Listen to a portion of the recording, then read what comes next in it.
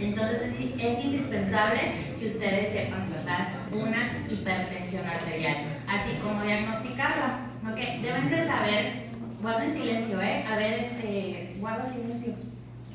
Ya sé que estás cansado, pero guarda silencio. Si estás cansado, con más razón.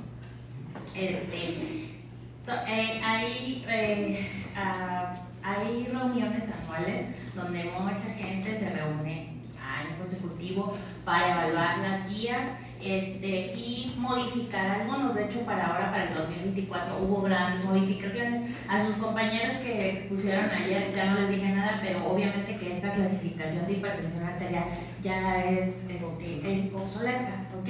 Ahora ya no se divide por etapas, sino si es hipertenso o no es hipertenso. Urgencias hipertensivas sí se siguen valorando. Ahorita vamos a ver eso. La sesión del año pasado, que es la que nos va a regir ahora durante el 2025, se hizo en agosto del 2024 y es cuando pues salieron las nuevas guías, ¿ok? Entonces, bueno, vamos a tener a los antihipertensivos y esta es una figura que quiero que pues la tomen en cuenta, que hay muchas cosas que van a regular nuestra presión arterial, ¿ok? Desde lo que ya sabemos que es lo del sistema renina-angiotensina-aldosterona, lo del sistema nervioso simpático, autónomo, hay cosas que la van a bajar, como ya vieron ustedes ahí, por ejemplo el óxido nítrico, que es un potente vasodilatador. Todo eso como farmacológico. Va a haber también factores genéticos que van a afectar en la presión arterial de un paciente. Factores del estilo de vida, ¿okay? Estas nuevas guías se han enfocado mucho en los factores del estilo de vida saludable. Y si a ustedes, como a mí, ya no tiene pila, ni modo, lo siento, en su momento les causó un poquito de nefasto llevar estilo de vida saludable. Pues sí, porque es nefasto, ¿no? En mi tiempo era solamente un semestre de estilo de vida saludable. Ahora creo que ustedes llevan agua, reposo, estrés y todas esas cosas, ¿no? Bueno, es un poquito más complicado, pero esto es un factor fundamental. Es más, si ustedes no quieren hacer si no quieren hacer especialidad y quieren hacer una maestría en reversión y prevención de enfermedades crónico-degenerativas, les va a dejar un chorro de dinero, como no tienen idea. Gracias. Hace 2 años, me diagnosticaron resistencia a la insulina. Y entonces, pues yo dije, no, yo diabética no voy a ser. Y fui y saqué cita con una doctora que les invito a que la sigan en Instagram, la doctora Marcela Sandoval. Ella es egresada de la UDEM y se fue a hacer una maestría en reversión y prevención de enfermedades crónico-degenerativas. Tiene su consultorio en San Pedro, en Own Wellness, no sé si alguna vez han ido, ahí que está en Arboledas. La consulta la tienen 3,500 pesos. Y yo dije, ¿por qué voy a pagar 3,500 pesos? Pero bueno, como una de mis tías ya me había hecho la cita, pues dije, pues ni modo, o sea, ya voy a ir. Llegué medio enojada porque aparte no encontraba estacionamiento y así, pero la doctora, o sea, aparte de que te da todo muy integral, porque no nada más te ve lo de tu problema de salud, sino cosas más, te empieza a decir un chorro de cosas que ustedes ya van a saber y que yo ya las sabía desde hace mucho tiempo. Para empezar, porque mi mamá siempre me lo dijo y también porque aquí en la escuela te lo dicen, que tienes que tomar agua, que tienes que dormir de 7 a 8 horas, que no te tienes que dormir más de las 9 de la noche, porque de 9 a 12 es cuando tu cerebro descansa más. ¿Qué otra cosa más me dijo? Que tengo que comer, o sea, 0 lácteos, carne, procesados, eso nada, que aunque aquí es todo en pro de soya, gluten y todo eso es muy procesado y entonces todo eso pues te daña, ¿no? Y fíjense que yo no le creía, pero dije, bueno, pues si me da una dieta, ok, la voy a hacer. Pues no me creerán, me bajaron los niveles de glucosa como no tienen idea, solamente con hacer la pura dieta. Había ido yo con una nutrióloga y con un endocrinólogo, y la nutrióloga pues ya me dio que los rollitos de jamón, que la pechuga de pollo, que no sé qué, que el brownie Fever One, que porque no tiene tanta no sé qué cosa. Bueno, pues no vi tanto resultado. Con ella, sí, demasiado. Y ahora las nuevas guías, por eso les estoy diciendo esto, las nuevas guías del 2024 hacen mucho énfasis en cambiar el estilo de vida saludable, y también algo que se me hizo bien chistoso, pero pues sí, en el ambiente, que sí, la contaminación, que también factores de estrés, que si están sufriendo de violencia las personas, o sea, todo eso, pues que son factores que ahora tienen mucho auge en cuestión de la presión arterial del paciente. Así que bueno, después de esta breve introducción, ahora sí vamos a lo farmacológico, ¿ok? Bueno, entonces, es muy importante, como yo les digo, a ustedes les van a llegar hipertensiones arteriales al servicio social, donde los manden, donde les toque. Si son médicos privados también, si están haciendo residencia también, en todos lados van a haber pacientes hipertensos, y entonces deben de saber cómo tratar una hipertensión arterial.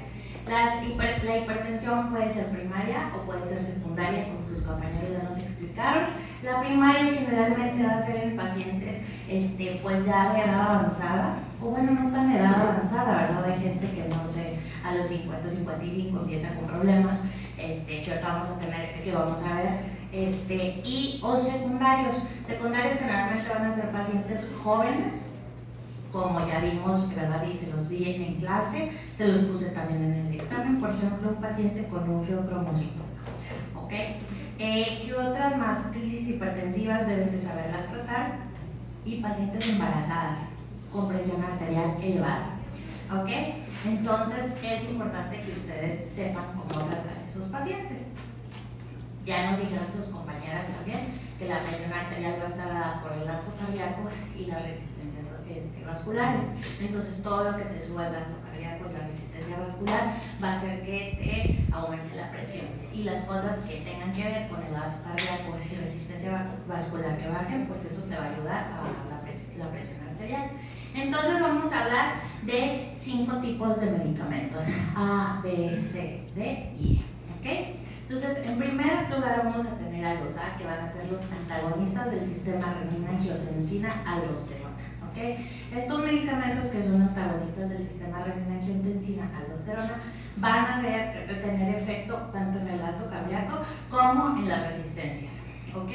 Y pues al bajar eso, pues te va a bajar la presión arterial. B, vamos a tener a los beta bloqueadores, ¿ok? Ya vimos algunos de ellos. ¿Cuáles son? Los vimos ahorita en el examen. Pues los Propranolol, metoprolol, labetalol, ¿ok? Carvedilol, todos esos medicamentos, beta bloqueadores. Esos igual van a tener efecto tanto en el gasto como en las resistencias. C, vamos a tener a los calcio antagonistas, no van a dejar que pase el calcio, entonces no va a haber vasoconstricción, y entonces pues va a bajar la presión arterial, sobre todo en las resistencias. Y D, vamos a tener a los diuréticos, ¿ok? En los diuréticos va a tener mayor efecto sobre todo en el gasto cardíaco, y que van a ser esos otros que van a actuar tanto a nivel nervioso, que va a vasodilatar y todo eso, pues vamos a verlos más adelante, ¿sale? Esos van a tener sobre todo su efecto en las resistencias. Bueno, vamos a ver la clasificación. Tenemos a los antagonistas del sistema renina-angiotensina-aldosterona, ¿ok? Estos van a ser tanto los IECA como los ARA2. ¿Cuáles son los IECA? Pues los inhibidores de la enzima convertidora de angiotensina, ¿ok? ¿Cuáles van a ser los que más vamos a utilizar? El captopril, el enalapril, ¿ok? Aunque ahorita preferimos de mayor uso, y si se acuerdan en un principio yo les dije que yo lo único que me acordaba de farma era que el captopril daba tos. Entonces, como el captopril da mucha tos, pues prefieres un poquito el enalapril, es un primo, pero no es no te da tanta lata, aunque si no, mejor empiezas con los artemis, ¿ok? Por el efecto de la tos. Luego van a estar los antagonistas los ARA2, ¿ok? Que van a ser los sartán, todo lo que termine en tan, los sartán, candesartán y lesartán, van a ser ARA2, ¿ok? Y todo lo que termine en pril van a ser los IECA. Bueno, si seguimos con los beta, tenemos a los beta bloqueadores, ¿ok? Que vamos a tener el lansoprazolol, el metoprolol, el propanolol, que esos son los que ya más vamos a ver, el propanolol y el metoprolol, que son los que más se utilizan, y los combinados, porque acuérdense que unos van a ser selectivos y los otros no van a ser selectivos, los no selectivos como el carvedilol pues van a ser los combinados, ¿okay? Entonces el carvedilol.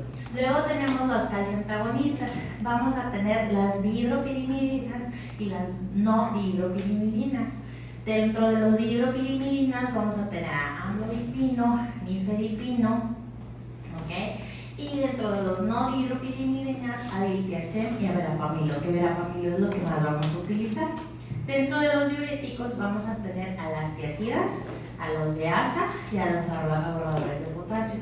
Dentro de las tiazidas tenemos hidroclorotiazida, rostalidona, que lo que más vamos a utilizar va a ser hidroclorotiazida, que estos medicamentos a veces hasta se van a venir combinados, una diurético, guarden silencio niñas, un diurético con, por ejemplo, con un antagonista del sistema renina-angiotensina-aldosterona y así. Los de ASA tenemos el furosemide, que es el que más se utiliza, o la torresonida, pero lo que más no vamos a utilizar de los de ASA van a ser el furosemide, y dentro de los ahorradores de potasio, la espironolactona. Estos otros vamos a tener los que son de acción central, como la alfa-metildopa, que la alfa-metildopa va a ser indicada sobre todo en pacientes que están embarazadas y que cursan con una preeclampsia o con una eclampsia, o que debutan simplemente con hipertensión durante el embarazo. Y dentro de los dilatadores vamos a tener a nitroprusiato y a hidralazina. Bueno, entonces, los pacientes que tienen hipertensión, vamos a tener dos clases de pacientes: los que ya son hipertensos crónicos, ¿ok? Esos pues generalmente su tratamiento va a ser vía oral, y las crisis hipertensivas o las emergencias hipertensivas que van a llegar con datos de severidad, o pueden ser que no lleven datos de severidad, a esos pacientes sí ustedes los van a tener que tratar inmediatamente, y generalmente el tratamiento va a ser intravenoso. Interacciones. Van a haber fármacos que van a disminuir el efecto de los antihipertensivos. ¿Cómo cuáles fármacos? Pues, por ejemplo, los AINES, al hacer vasoconstricción, algunos antiácidos, los antigripales. Si se acuerdan, por ejemplo, tenemos la fenilefrina, o los que tienen también pseudoefedrina. ¿Cuáles son los medicamentos que tienen pseudoefedrina? ¿Han visto que viene pseudoefedrina? Pues igual los mismos, los descongestionantes. Por ejemplo,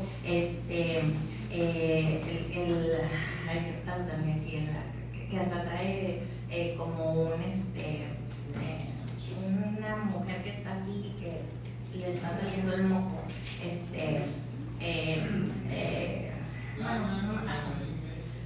no, pero neodina es un dulcito que te desinflama la garganta.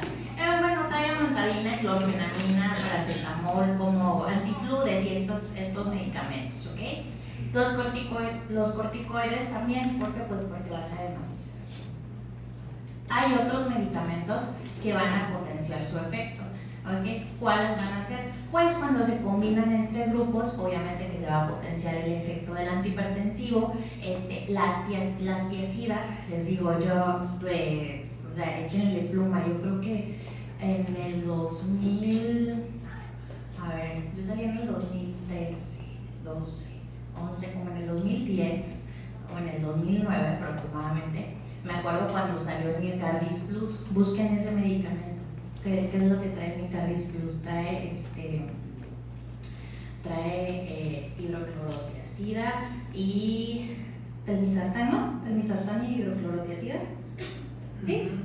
Sí, bueno. En el 2009 hicieron me acuerdo cuando lanzaron ese medicamento, y estaba yo rotando en Monterrey. Aprovechen las rotaciones para bien, ¿verdad? Estaba yo en el ISSSTE, debió haber sido como en el 2010 entonces, y ya nos fueron a dejar unas invitaciones, y allá en el restaurante del Horno 400, en Fundidora, hicieron la presentación del medicamento. Bueno, ese es un ejemplo de un medicamento, el Micardis Plus, que se combina una tiazida con ¿qué sería? Si ven el cuadrito. Sí, la tiacida es un diurético. ¿Con qué otro lo combinan? ¿Cuáles son los sartanes? Pues con un ARA2, ¿no? Ok, bueno. Entonces esos van a aumentar su efecto, ¿ok? También los calcioantagonistas pues van a mejorar la vasodilatación, pero también cuando se combinan los antihipertensivos pueden aumentar los efectos adversos. Entonces, pues hay que tener mucho cuidado, sobre todo en los pacientes viejitos, ya en los pacientes grandecitos. Bueno, y entonces, miren, aquí nosotros pues no investigamos, ¿verdad? México no investiga malamente. Y tampoco tiene apoyo, porque ya ven que inclusive el año pasado le quitaron mucho presupuesto al CONACYT, que el CONACYT es lo que te ayuda a que investigues y todo eso, pero bueno. Entonces, la recomendación de la AJA, si ustedes se dan cuenta, si nos vamos antes era que tuviera 120/80, ¿no? Pero ahora, ¿qué dice la AJA del 2024? Dice que hay una presión arterial elevada en pacientes hospitalizados, se puede considerar mayor de 130/80, una sistólica de más de 130, una diastólica mayor de 80. ¿Okay? Presión arterial marcadamente elevada o antes de la crisis hipertensiva, mayor de 180, 110. Antes la daba como 180, 120. Pues ahora ya le bajaron 10 milímetros de mercurio. Ahora ya, que dice que es 110 a 120. Pero si se dan cuenta, en las guías europeas, dice 180, 110. Bueno, creo que no. Eso me olvidó ponerlo, pero porque leí de la guía. Y entonces, la presión arterial no marcadamente elevada es aquella menor de 180, 110. Entonces ahora ya se va a clasificar un poquito diferente. Esto va a depender si hay daño a órgano blanco nuevo o si se empeoró ese daño. Si no hay daño a órgano blanco, o antes urgencia hipertensiva, va a ser una TEA marcadamente elevada asintomática. ¿Okay? Pero si sí hay daño a órgano blanco, pues va a ser una emergencia hipertensiva. ¿Okay? Y bueno, las nuevas guías de clasificación de las europeas dicen que ahora para que tú diagnostiques a tu paciente tienes que hacerle un monitoreo ambulatorio, o si no, pues puedes estarle checando la presión en su casa. Un monitoreo ambulatorio es que les ponen un holter a los pacientes. Es un estudio que lo hacen 24 horas. Llega el paciente al consultorio, les ponen el holter y se va a su casa. Y entonces durante 24 horas le va a estar monitorizando la presión. ¿Okay? Entonces, si llega tu paciente al consultorio, una presión arterial no elevada es menor de 120/70. Antes era menor de 120/80. Ahora dicen que solamente menor de 120/70. Presión arterial elevada se considera 120/70 a 140/90. Entonces, si tu paciente en el consultorio presenta esas cifras, pues ya lo clasificarías como presión arterial elevada. Hipertensión va a ser arriba de 140/90 en el consultorio. ¿Ok? Y pues ya no se van a utilizar los otros, que si es grado 1, grado 2, grado 3. Así que para fines de examen les voy a preguntar esta clasificación, ¿ok? Porque pues son las de las nuevas guías. Bueno, entonces ya con esos números vamos a entrar a farmacología. ¿Ok? Entonces les dije que vamos a tener pacientes hipertensos crónicos y pacientes que son crónicos pero que se les puede agudizar por algo y entonces pueden tener alguna una emergencia hipertensiva, que vamos a utilizar una urgencia hipertensiva. La crónica, la primaria, entre el 80 y 95% de la población va a ser primaria, y solamente secundaria de un 5 a un 20%, que ya sabemos por qué es primaria y por qué es secundaria. ¿Ok? Entonces, esto tiene que ver si hay manifestaciones o no hay manifestaciones clínicas, ¿ok? ¿Y cuáles van a ser aquellas manifestaciones clínicas? Por ejemplo, un paciente que tenga una historia de un antecedente de un evento cerebrovascular, ese es pues una manifestación que haya tenido un accidente isquémico transitorio. ¿Qué otra cosa más puede ser? Bueno, una insuficiencia vascular, una claudicación, que tenga una hipertrofia del ventrículo izquierdo o del ventrículo derecho, una coronalopatía, una insuficiencia renal crónica o que tenga una retinopatía. ¿Okay? Entonces, si se dan cuenta, pues hay mucha gente que va a tener estos antecedentes. El tratamiento, bueno, pues ya sea que les demos antagonistas del sistema renina-angiotensina-aldosterona, beta-bloqueadores, calcioantagonistas o diuréticos. Si esto tiene un daño a órgano blanco actualmente, pues es un paciente que va a llegar y que le tomas la presión y que puede ser que el paciente vaya a una, no sé, a su consulta anual, ¿okay? Es hipertenso y ha estado bien controlado a cada 3 meses, cada 6 meses, y entonces llega al anual donde le hacen todo un chequeo y resulta que trae 180, 110, más de 180, 110, y entonces hay que ver que en ese momento si hay un daño a órgano blanco. ¿Cuál va a ser en ese momento los síntomas? Bueno, por ejemplo, encefalópata, que tenga una hemorragia intracraneal, que traiga una disección de la aorta, que les debute con una angina inestable, una falla de ventrículo izquierdo o un edema agudo pulmonar. O qué otra cosa más puede ser, alteraciones, una insuficiencia renal aguda o que sea un edema de papila. Bueno, pues entonces en ese caso la vamos a diagnosticar como una emergencia hipertensiva. Para estos casos que se acompañe con un daño a órgano blanco, deben ustedes de saber que no deben de bajar menos del 25% de la presión arterial en las primeras 2 horas, ¿ok?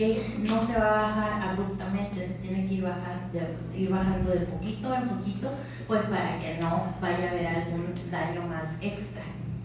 Y para este caso vamos a utilizar medicamentos intravenosos, como el nitroprusiato de sodio, ¿ok? Que eso va a ser un vasodilatador, un esmolol. Ahora quiero que me digan el esmolol, ¿cuál es el mecanismo de acción del esmolol?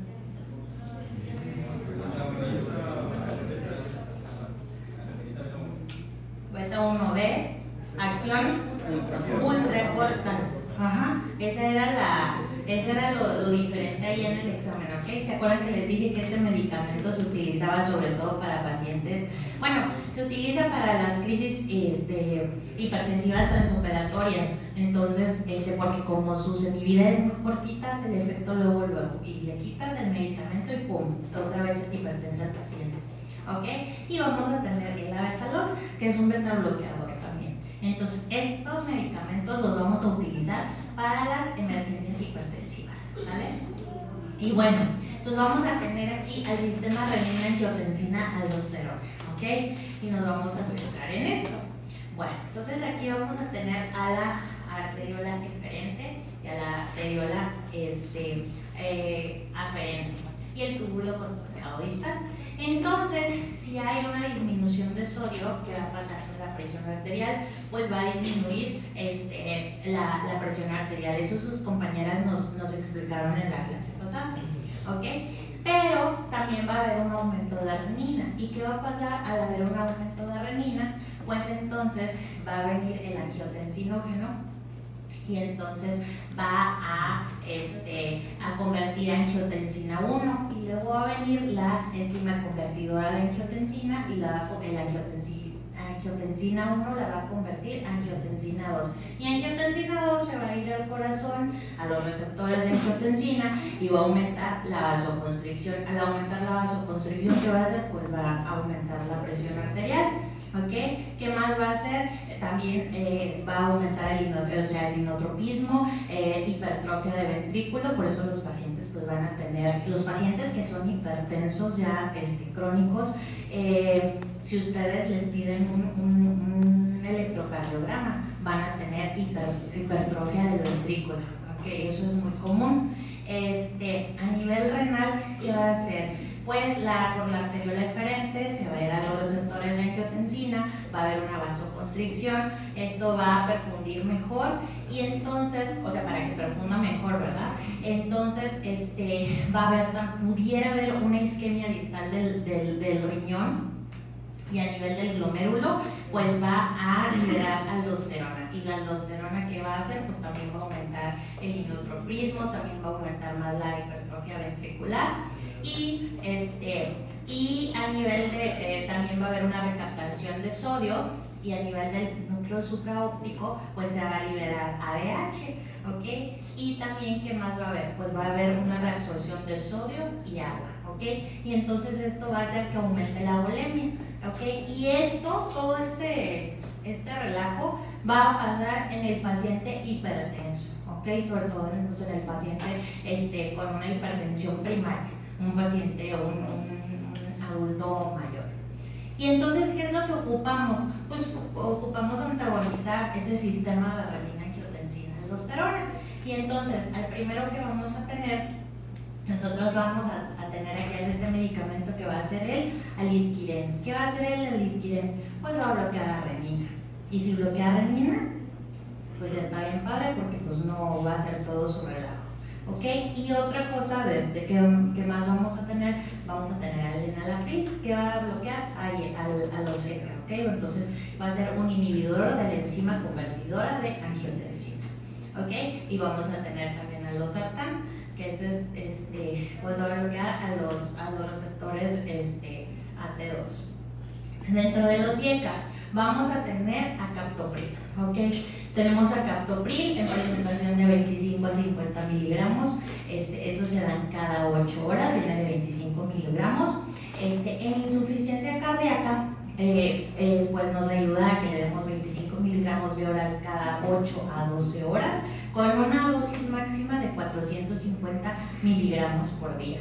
Y vamos a tener a enalapril 10 miligramos vía oral según la respuesta. Generalmente las dosis van de 10 a 40 miligramos.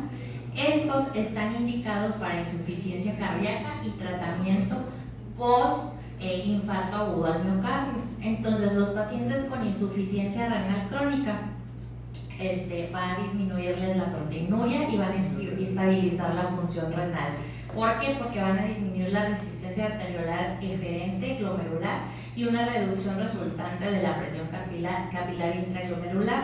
Estos, si les dije, es muy común que causen tos seca, ¿ok? ¿Por qué van a causar tos seca? Y angioedema, también puede haber sibilancias, porque va a haber un aumento en el metabolismo de la bradykinin y la sustancia P.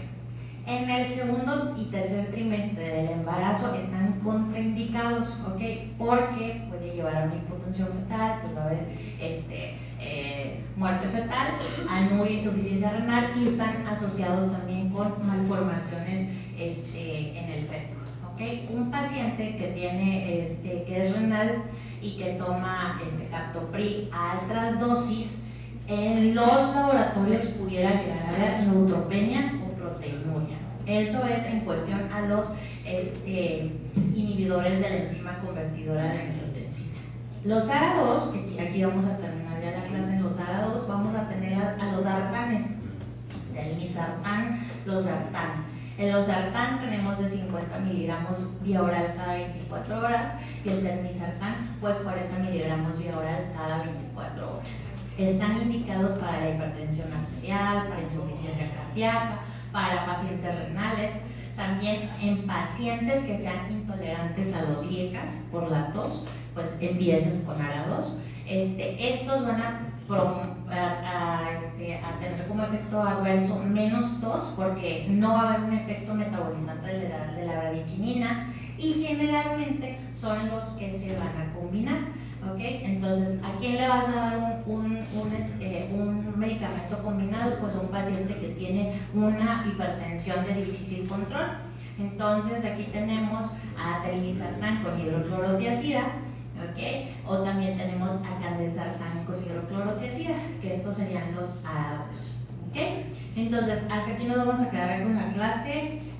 Los veo el lunes y ocupo que me ayuden a llevar esto a mi coche porque para revisarlo, ¿sale? ¿Tienen